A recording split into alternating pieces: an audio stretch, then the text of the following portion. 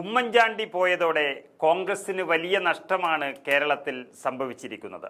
K കരുണാകരന് ശേഷം ആളെ കൂട്ടാൻ കഴിവുള്ള ഒരേ ഒരു നേതാവ് അത് ഉമ്മൻചാണ്ടി മാത്രമായിരുന്നു. കെ സുധാകരനെല്ലാം രാഷ്ട്രീയപരമായി ആളുകൾ ഓടിയെത്തുമെങ്കിലും എല്ലാവരെയും കൂടെ കൂട്ടണമെങ്കിൽ അത് ഉമ്മൻചാണ്ടി തന്നെ വേണമായിരുന്നു. അതുകൊണ്ട് തന്നെ അദ്ദേഹത്തിൻ്റെ അഭാവം വലിയ നഷ്ടമാണ് പാർട്ടിക്ക് വരുത്തിയത്.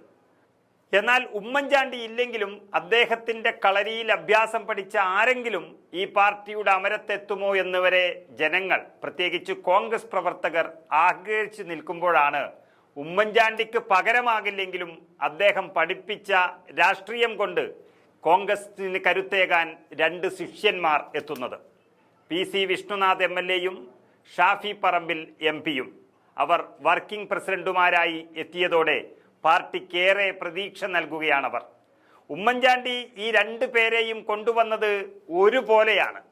ആദ്യം KSU അധ്യക്ഷന്മാരാക്കിക്കൊണ്ടാണ് കടന്നു വന്നത്.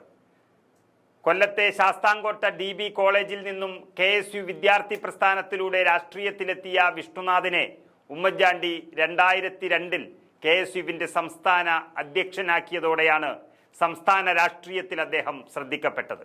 പിന്നീട് 2006 മുതൽ 2016 വരെ 10 വർഷം ചെങ്ങന്നൂർ നിയമസഭാ മണ്ഡലത്തിൽ നിന്നും MLA ആയി. അതിനിടയിൽ തന്നെ 2010 മുതൽ 2013 വരെ സംസ്ഥാനത്തെ യൂത്ത് കോൺഗ്രസിൻ്റെ അധ്യക്ഷനായും ഉമ്മൻചാണ്ടി PC വിഷ്ണുനാഥിനെ അവരോധിച്ചു. പിന്നീട് 2014-ൽ KPCC ജനറൽ സെക്രട്ടറി, 2017 മുതൽ AICC സെക്രട്ടറി, KPCCയുടെ വൈസ് പ്രസിഡന്റ് എന്നീ സ്ഥാനങ്ങളിലെല്ലാം അദ്ദേഹം എത്തി.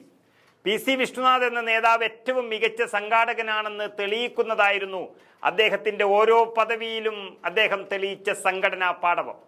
കുറേ വർഷത്തിന് ശേഷം KSU എന്നത് എന്താണെന്ന് അറിയിച്ചൊരു നേതാവായിരുന്നു PC വിഷ്ണുനാഥ്. അതുപോലെ തന്നെയായിരുന്നു യൂത്ത് കോൺഗ്രസിനെയും അദ്ദേഹം ചലിപ്പിച്ചു. ഇതിനേക്കാളെല്ലാം കേരളം വലിയ അത്ഭുതത്തോടെ വിഷ്ണുനാഥിനെ നോക്കിക്കണ്ടത് 2021-ലെ കുണ്ടറയിലെ വിജയമായിരുന്നു.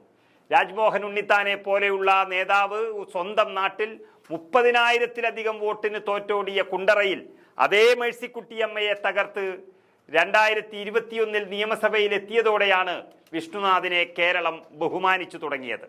അങ്ങനെ തീർത്തും ഒരു പോരാളിയായ വിഷ്ണുനാഥ് ഉമ്മൻചാണ്ടിയുടെ എല്ലാ സവിശേഷതയും കൂടി കോൺഗ്രസ് നേതൃത്വത്തിലെത്തിയതോടെ കേരളത്തിലെ കോൺഗ്രസ് പ്രവർത്തകർ വലിയ ആവേശത്തിലാണിപ്പോൾ. അതുപോലെ തന്നെയാണ് ഷാഫി പറമ്പിലും. ഒരുപക്ഷെ വിഷ്ണുനാഥിനേക്കാളും ലൈവിൽ നിൽക്കുന്ന ഉമ്മൻചാണ്ടിയുടെ ശിഷ്യൻ എന്ന് പറയാവുന്ന നേതാവ് ആണ് ഷാഫി പറമ്പിൽ.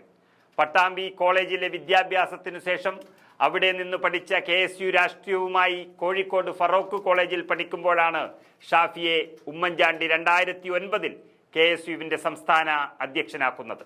ആ പദവി വഹിക്കുമ്പോൾ തന്നെ 2011-ൽ ചെറിയ വയസ്സിൽ അദ്ദേഹം പാലക്കാട് നിന്നും MLA ആയി തിരഞ്ഞെടുക്കപ്പെട്ടു. അതും CPM ജയിച്ചുകൊണ്ടിരുന്ന പാലക്കാട് മണ്ഡലത്തിൽ നിന്നും 28-ാമത്തെ വയസ്സിലാണ് CPM-നെ തോൽപ്പിച്ചുകൊണ്ട് ഷാഫി പറമ്പിൽ MLA ആകുന്നത്.